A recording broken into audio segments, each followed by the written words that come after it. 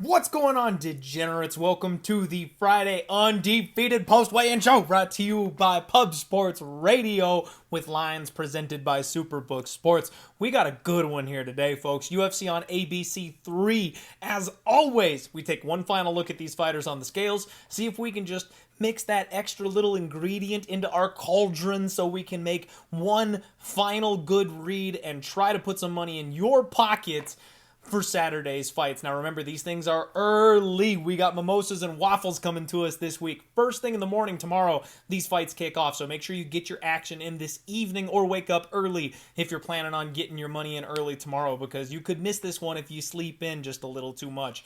Now, hello, audio listeners. Like I said on the last show, I'm uploading these things for audio people, and it's been way too long. I don't know what took me to this point, not uploading these things for you. I apologize. So here we are. Welcome to the Undefeated Post-Weigh-In Show. I'm going to give you all my thoughts. I'm going to tell you what I've already bet on myself and let you know if anything's changed since my Monday breakdowns. First fight of the morning is going to be Emily Ducote taking on Jessica Penne. Right now at Superbook Sports, we got Emily Ducote minus 160. Jessica Penne is plus 140.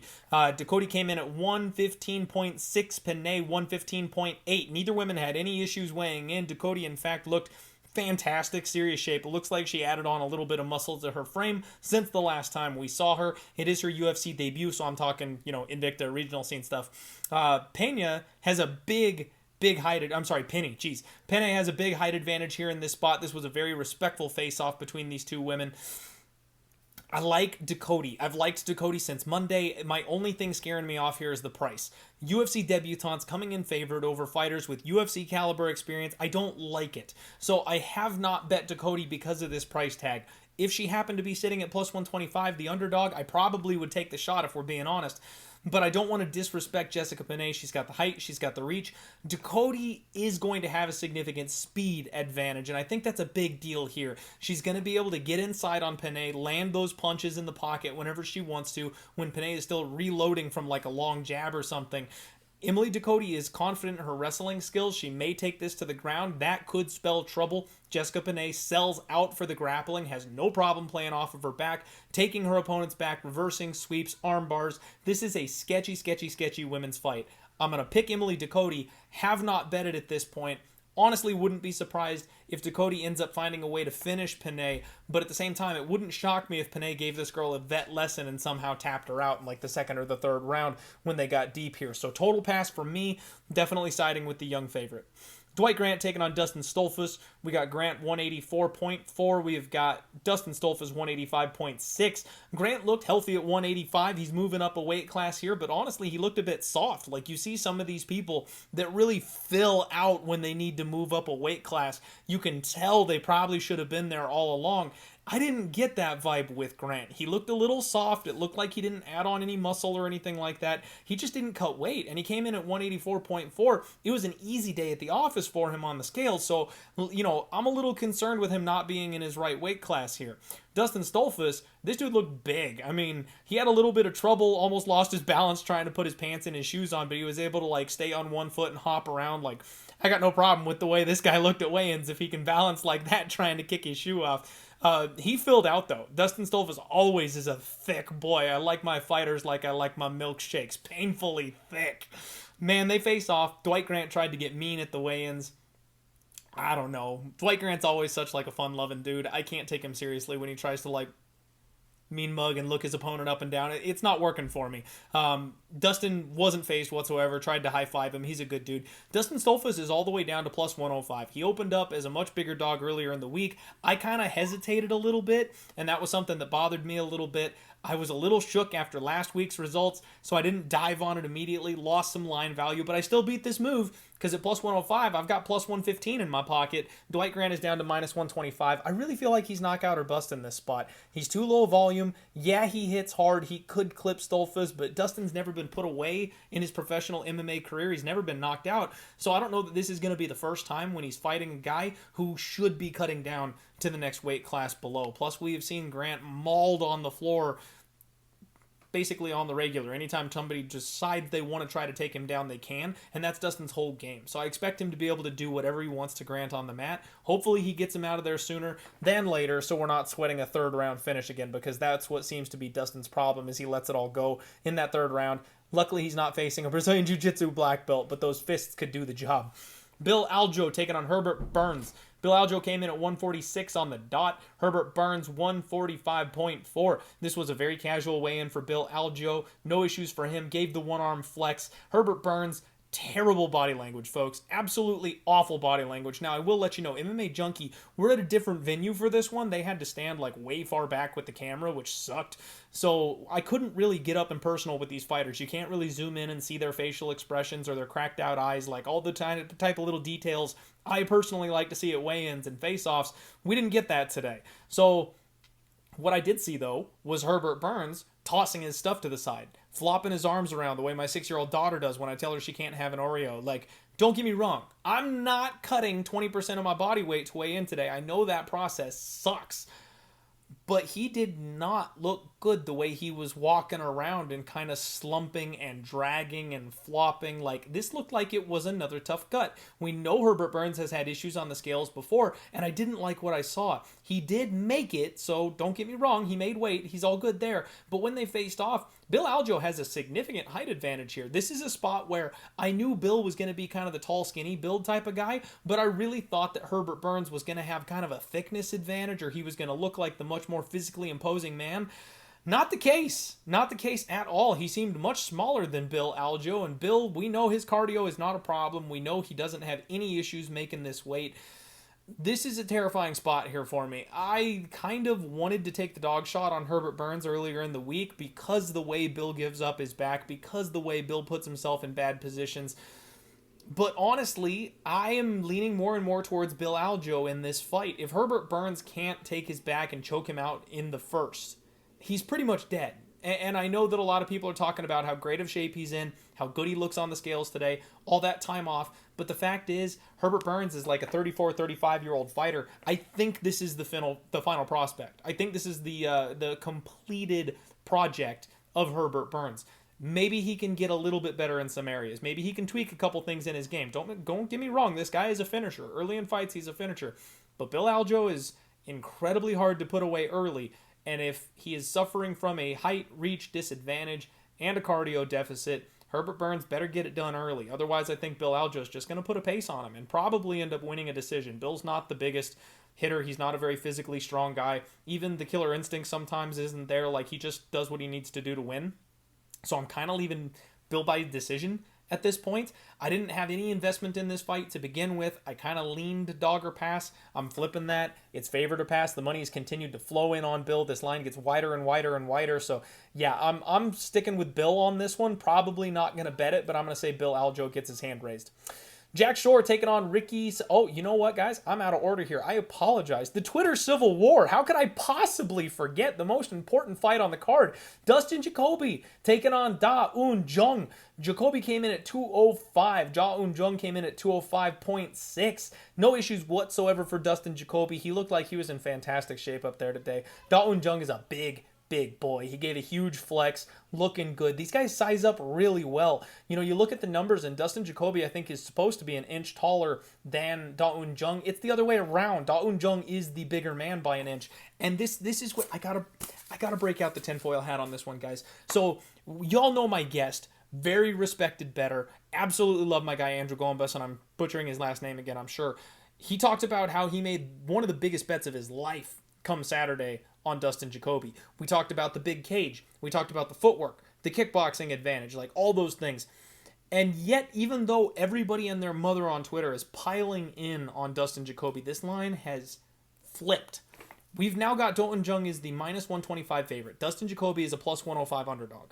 So with all of us saying Jacoby, the bookmakers and the people with the money they respect have moved this number the other direction. And I was doing something last night. I was sitting listening to my boy, Liam Picks Fights, Lou, WizBets. Shout out to those boys. Absolutely love those guys. I was listening to their show last night. And while I was doing that, I was like, you know what? I'm sitting here while I'm listening. I'm not really doing anything. I started digging back through the tape on Da Un Jung and Dustin Jacoby. And you know what, guys? You know I have no problem with admitting when I'm wrong or admitting when I mess up. And I think we missed something here. One of the things that I gave absolutely no credit to Da Un Jung for is the fact that this is a young, improving fighter. And he's shown different wrinkles in every single fight that he's had so far in the UFC. I have gone out on a limb to say there are fighters out there that'll put it all together and they'll turn the corner, and I back those people. I jump off of a ledge thinking, you know what, this is probably the one where they sync it all up and they finally look like what maybe they could end up being. I didn't give Jung that credit. I keep trying to go against this guy. I keep calling back to the time when he fought Sam Alvey to a draw 2 years ago. But I'm not looking at what he's done recently and said, good job, kid. So you go back, and first and foremost, he absolutely starched Mike Rodríguez. Now, Mike Rodríguez is a guy that we fade. I don't like Mike Rodríguez. But you take that guy down. You decision that man. He doesn't get knocked out. His one knockout loss was to this man, Da Un Jung. I mentioned how Jung has scary, scary power. He killed Kennedy Nchukwu through the guard. Absolutely bombed on this kid through his covered up guard. That is scary. That aged extremely well. Look what we saw from Kennedy in his last couple of fights. We thought maybe Kennedy wasn't all that good. Actually, Kennedy turns out to be pretty good. Maybe it was just the fact that Dong Jung hits like a truck. And you watch the William Knight fight. That was some high-level fight IQ. I was talking to a buddy of mine, a guy I really respect, about this fight. And he was talking about how, well, you know what, though? Like, he had 15 minutes in top control but couldn't get Knight out of there. Go back and watch the fight. William Knight is a heavyweight brick shithouse. And he's tiny. He kept his head tucked in Da Un Jung's armpit the entire fight. There was no opportunity for Da Un Jung to get any ground and pound off. He couldn't reach him with an elbow or a fist. Like, Knight did everything correct to stay safe off of his back. And because of how physical that man is, he had to mind his P's and Q's to make sure that William Knight didn't dig an underhook and just stand up, because the guy can power squat 700 pounds. Like, he did what he had to do to get the win. That's something we should give the kid credit for high fight IQ. So then I'm like, okay, you know what? Maybe I'm underestimating Jung just a little bit, right? Go back and watch Jacoby's tape. And what I realized is that I was less impressed with Dustin Jacoby after rewatching things that I originally had anticipated. I dug back to the Maxine Grisham fight. I don't think much of Maxine Grisham at all. But Maxine Grisham had Dustin Jacoby dead to rights in round one. Like, buzzard beater, saved by the bell type of dead to rights. Hurt him with a jab, and then it was all over him, ground and pounding. In 10 more seconds, Maxine Grisham wins that fight by round one TKO. We talked about the Ion Kutalaba fight. Damn near gets killed in round one, works his way back into the fight for a draw. Okay, but he still almost damn near got killed in round one. John Alon, not a guy that we should be impressed with him beating, got bopped up by Michel Olegzaychuk. Yeah, his legs were injured. I know he couldn't throw his kicks the way he wanted to, but when he got into boxing range, he got hit a lot. Da Un Jung has crazy power in his hands, guys. Like, it's interesting for me because without doing any homework or tape, I talked about this on the Monday show, I immediately thought I was going to bet Da Un Jung. Ran the last couple of fights and thought, you know what, I think I like Jacoby instead. Waited patiently because the number kept getting better. And now that I have done extra legwork, gone back further into their tape, which, by the way, you guys know for the Monday show, I got to get all my tape study done on Saturday, Sunday. So sometimes I only do the 2 or 3 most recent fights. I don't get to dive all the way back in for like a deep dive until later in the week, which is why we do this Friday show. Guys, I think I got it backwards. We always talk about it, right? I have an initial read, I second guess myself, and then I end up finding a way to screw it up. The initial read was Jung. I didn't do the legwork yet, but my brain told me Jung. Like, I think my brain is picking up on stuff that I just needed to give my eyes time to catch up on. Guys, I think it's Jung. And honestly, I will not be surprised whatsoever if Jung knocks him out flat. I think Jung is going to be able to connect and touch on Dustin Jacoby. It might even be early. I wouldn't be surprised if round one, this man absolutely hammers and puts Dustin Jacoby away. Dustin Jacoby is a guy who's been at this for a really long time, taken a lot of damage. He's done a lot of good things, been real tough, dug in deep on fights. Daun Jung is a future contender, a guy who can do it all. He can wrestle. He's got good top control. He's a forward pressure fighter. He never takes a step backwards. Like, the big cage concerns me a little bit, but I don't know how Dustin Jacoby is going to hurt Daun Jung. I know Daun Jung is going to hurt Dustin Jacoby. So I've completely flipped here. I'm probably going to be betting Daun Jung. I'm probably going to be betting that knockout prop. And thank you to our friends over at Superbook Sports, because they did toss these props up here. Daun Jung by knockout is plus 350 over at Superbook Sports. Guys, it's like plus 175 on BetMGM. Like, the KO prop is massively off price for Superbook Sports. I'm going to have to bet that. Like, just because we're getting like $1.50 better than anywhere else. I think DK might have it at like plus 300. So DraftKings has got it at a decent number, but it's still better at Superbook. So I'm sorry. All that aside, like, tinfoil hat, we got it. Like, guys, I'm flipping on my pick, and I'm going back to the initial read, and I'm going to Daun Jung. I think that's the side here, and I won't be shocked if he just like straight up murks Dustin Jacoby on Saturday. All right, we got past the good one here. Jack Shore taking on Ricky Simón. We got another good one to talk about. Jack Shore came in 136, Ricky Simón 135.6. Multiple flexes from Jack Shore. Dude was feeling himself on the scales today. Looked really good. Ricky Simón is jacked. This guy, he's one of these short, stocky wrestler types. He is huge. Shore has a big height and reach advantage in this spot. You know, we talk about how Ricky Simón is one of these little muscle monsters, but he's like an inch or two shorter than the last couple guys Jack Shore fought. He looked tiny when they faced off. The money is coming in on Ricky Simón. Shore's down to minus 145, plus 125 on Ricky Simón. This is another spot where, again, I haven't touched it. I don't know that I'm betting this fight, but I think Jack Shore is the right side. I think Ricky Simón is going to have a hard time sucking his hips out, and even if he does get the takedowns, Jack Shore has a good butterfly guard and get-up game. He'll be able to work back to his feet, good counter grappling.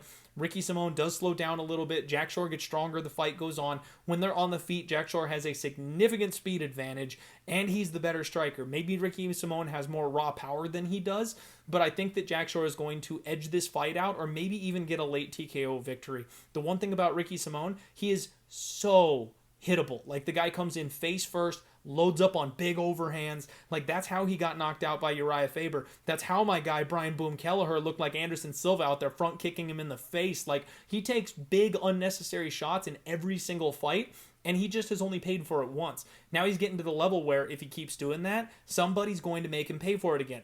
Kind of think it might be Jack Shore.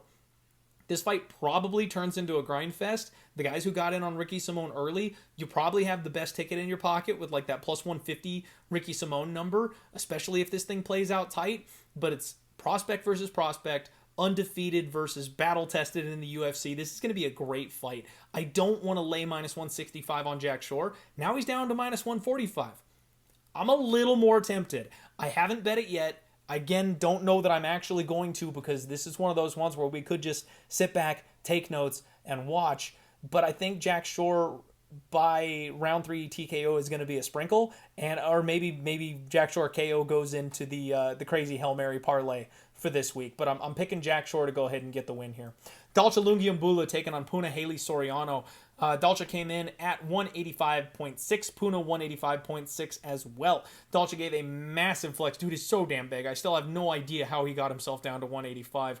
Punahele Soriano came out, arms crossed, almost looked like he was cold up there today. I mean, shirt off, what do you expect? But almost fell off the scale. It was kind of funny. Gave that huge back flex that he does where I don't know how he does it. he's got those wings that popped out on the side.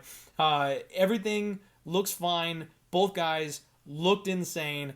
When they get up for face-offs, it was the funniest thing. Dalcha came at him like the guy on the airplane going, I want to shake his hand. Like, he shook his hand and he like wouldn't let go of Punahele Soriano. It was really funny. These guys size up really well. This is going to be a war. I'm not budging on this one. I still think the young gun is probably the right side. Puna is a minus 230 favorite. Dalcha is a plus 195 underdog. And I understand people saying that maybe this line should be closer. There's probably value on Dalcha.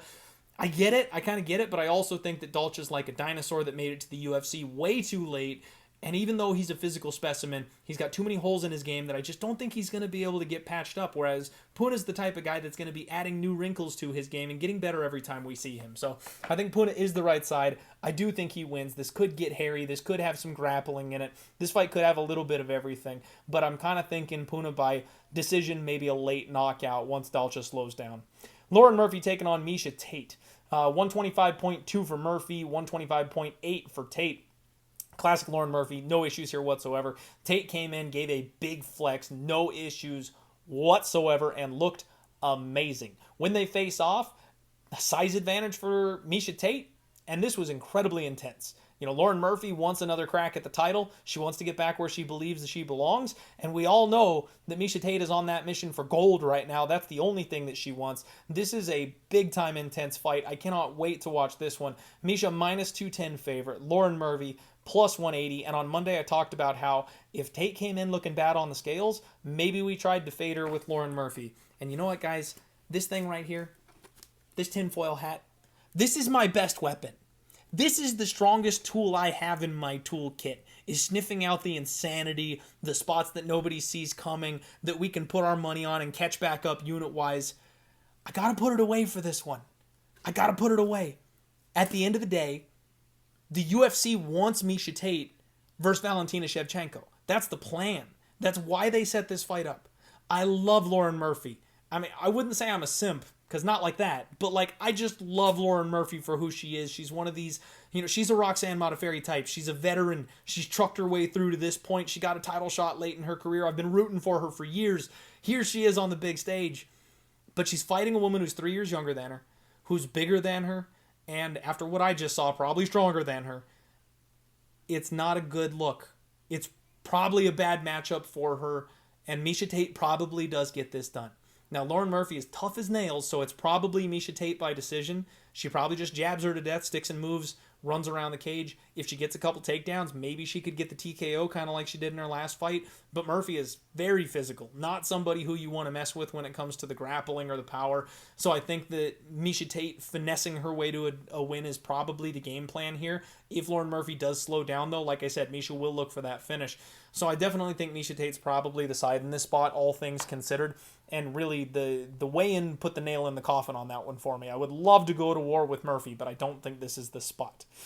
Shane Burgos taking on Charles Jourdain. We've got Burgos 145.8, Jourdain 145.6. Burgos was shredded up there on the scale. He is so big. He's as big as freaking Dwight Grant, but he weighs in at 145 somehow. Dude has got a huge frame for this weight class. Charles Jourdain, he was up there looking good himself. Both guys crazy amped up for this fight. I mean, they're like yelling in each other's faces and chest bumping after. Like, this is going to be wild. This is sheer violence and excitement for us here. I love this fight so much.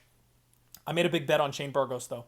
The fact is, Charles Jourdain is fighting a lower level of competition. Guys like Andre Ewell, who I know the Spartan kick, everyone loves the Spartan kick, but he couldn't get Andre Ewell out of there. A guy who's been finished in the round 3 multiple times. Shane Burgos never slows down. Shane Burgos breaks people with pace. The hooks of Shane Burgos, we saw Charles Jourdain fall victim to that once already before. We know Shane Burgos has the wrestling in his back pocket. Like, everyone's talking about the durability. Everyone's talking about Shane Burgos. Oh, he could get knocked out at any point. He can just go down. Guys, it was Edson Barboza. Like, it was Edson Barboza that knocked him out. Let's pump the brakes. Like, until I see the signs that Shane Burgos can get knocked out by anybody he fights, I'm not going to believe that that's the case. This is the guy that took everything that Josh Emmett had to offer and kept on coming forward and asking for more. Like, why do we think he's just going to die out there? Everyone's talking about Charles Jourdain being the one who's going to, flatten out Shane Burgos in round 3. I think it's the other way around. I mean, look at the Julian Erosa fight. The ripping hooks to the outside, the body work that he put on him. This thing hit the ground and he got cinched up in a choke. We know Jourdain's been working on his grappling skills, but you don't submit Shane Burgos. Like, I'm sorry, that's not happening.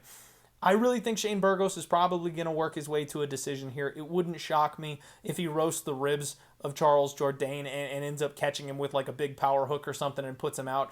More than likely, this is one of those fights where if you bet the under, you're going to feel real good about your bet, but you're not going to cash the ticket because neither of these guys is going to fall over. So maybe Shane Burgos by decision is probably the right way to look at this. But man, I wouldn't rule anything out. I wouldn't rule out the club and sub for Shane Burgos because he could absolutely do that. Panic shot from Charles Jourdain if he gets hurt by something, leading to a choke. Maybe just a clean knockout by Shane. I think all the options are on the table for Shane Burgos to win this fight. I do have a big bet on Shane Burgos. I got minus 165. Some money's come in on Jourdain. He's down to minus 160. I don't like being on the wrong side of that late move, but I'm pretty confident that Shane should get his hand raised on Saturday. Next fight up, Mudaerji taking on Matt Schnell. 125.8 for Sue, 126 on the dot for Matt. Mudaerji is so skinny. I mean, no issues for the guy. He made weight. He's fine, but geez, this guy is tall and long. Matt Schnell, he was on point. You know, this is a guy that struggled on the scales before. He looked fine this time around. Looked fantastic out there. And I expected Sue to tower over this man. That's his whole thing, is how long and rangy he is. When they faced off, Matt Schnell was much bigger than I expected. This is not a gigantic size difference. Schnell is not a little man. And in fact, he looked like the much thicker man to me. So, guys, I'm extremely tempted on Matt Schnell here. We got Sue as a minus 250 price tag. Schnell is a plus 210 underdog. I talked about how if Matt Schnell showed up at, weigh-ins in a singlet, I would be betting him without blinking. I can't do that because he didn't show up with a singlet. But there's so many opportunities for this fight to potentially hit the mat. And if it does, Matt Schnell is so much better than Mudaerji. And if Matt Schnell comes out with that technical boxing look that he did before, if Sue fights this man technically, Matt Schnell can win that fight too. I'm just not overly sold on Mudaerji. Now, does Mudaerji come out and pop Schnell right on the jaw in an exchange in round one and flatline him? Maybe.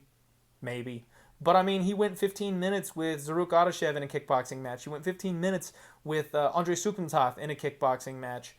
He starched Malcolm Gordon, who is a guy who has less than no chin. So the one guy in the UFC that he's knocked out is a man who we know has serious durability issues. The other two guys went the 15 minutes with him. If he takes this slow, Matt Schnell can beat this guy in a technical kickboxing match. If they get into the grappling, Matt Schnell has that Sean Strickland advantage where it's miles ahead of his opponent. If he plays it smart, he could take this guy down and tap him out in round one easily. So I'm very tempted, guys. I am extremely tempted on Matt Schnell right now. I don't know why something is screaming at me. I think Matt Schnell is live in this fight. Maybe the under, maybe violence, but like I said, if we get a technical kickboxing match, it could just go all 15. So I'm not sure what I'm going to do here yet, but I'm very tempted on this live dog at the super wide line that we've got in front of us right now. Next up, Lee the Leech Jingliang taking on Muslim Salikhov. Lee came in at 170.6. Muslim came in at 170.8.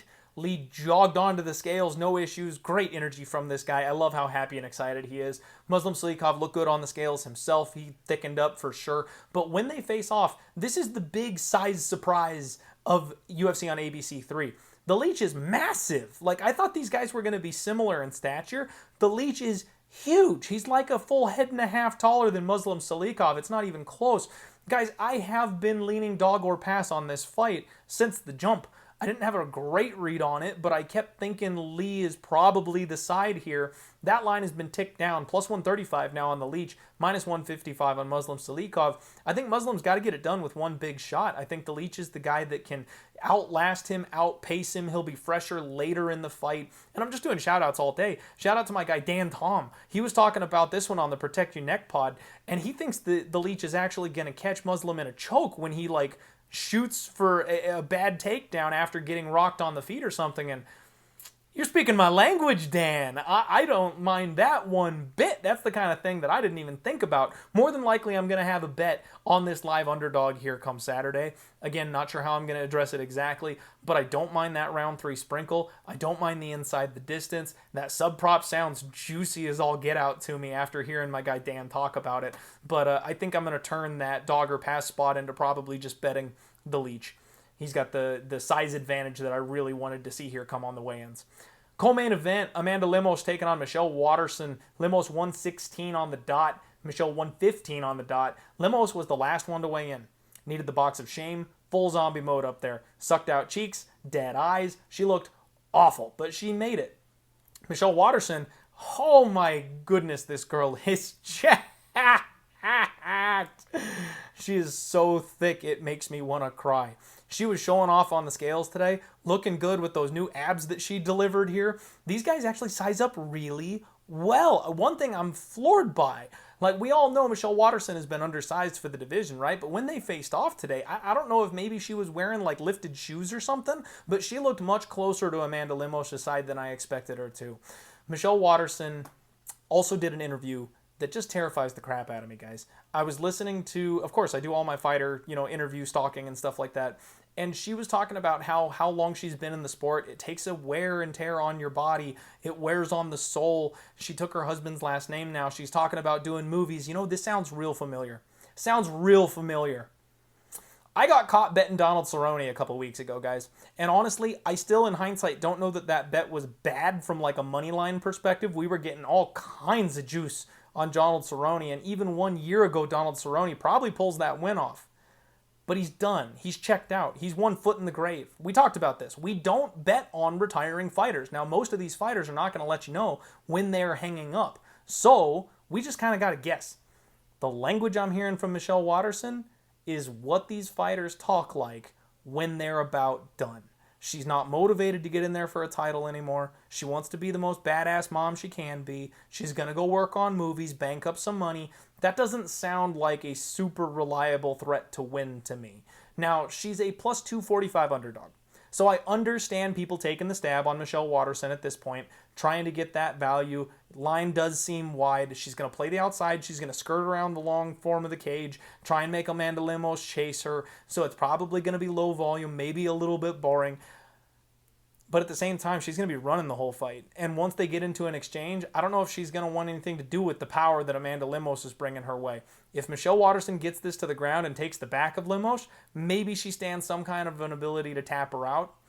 I don't know if all these newfound muscles are going to be enough for Waterson to drag her to the mat and keep her there on a regular basis. If it is, then props to her and props to Waterson backers. I don't like this fight.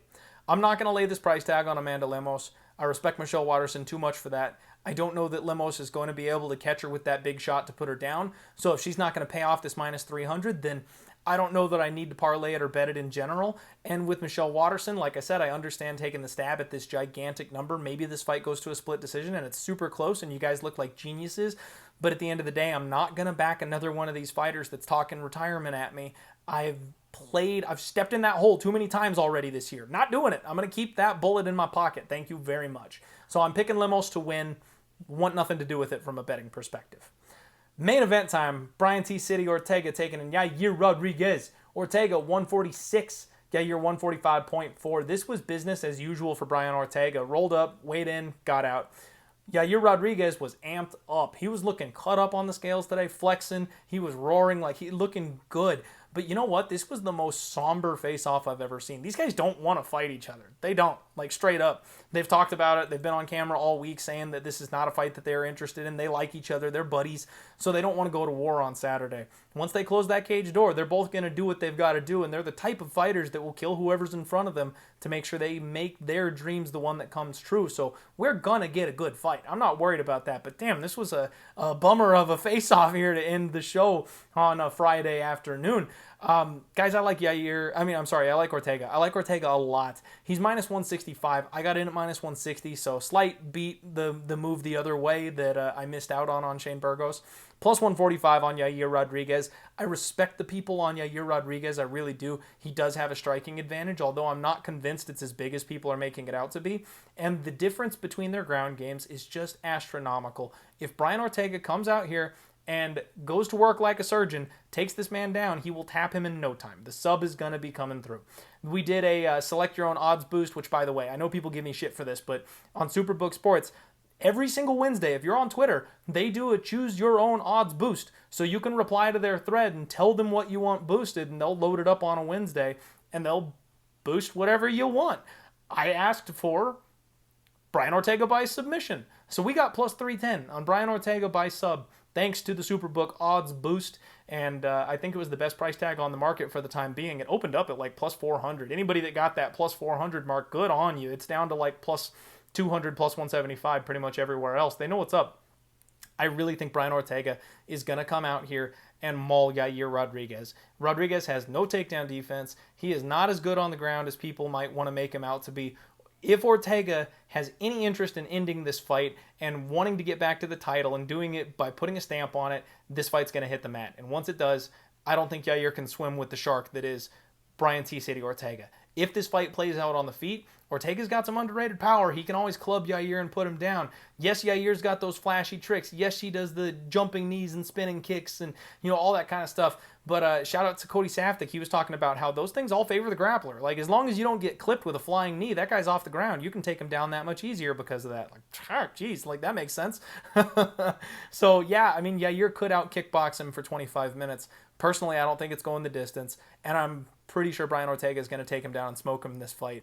BetMGM does the submission specific props, and Triangle is like the same price as his sub prop. They're like, no, we know, he's T City. he's gonna try and triangle him. So no breaks there, unfortunately, guys. That's the Undefeated post weigh-in show. As of right now, I have bets on Dustin Stoltzfus, Hurricane Shane, and I have Brian Ortega. I am probably going to add. Oh, and Dustin Stoltzfus just dropped down to even money. Another late move there for you. Probably going to add Jung. Some money just came in on Jacoby, so Jung is now minus 120. I'm going to bet that knockout at plus 350. Maybe Jack Shore. Might parlay Tate. Might find a way to get in there. I don't know what I'd parlay her with, but Miesha Tate probably wins. Maybe play the decision prop. And then tempted on Matt Schnell. Probably going to bet the leech. That's what we're looking at for the Undefeated Post Weigh-In Show, folks. As always, I'm telling you what I am betting. You be big boys and girls out there. Make good grown-up decisions on your own where you're putting your money. If you want to ride with me, let's fucking go. I need a comeback this week. But I hope you do well. Good luck on your degenerate gambling. We'll see you tomorrow morning bright and early for mimosas and waffles. Let's roll.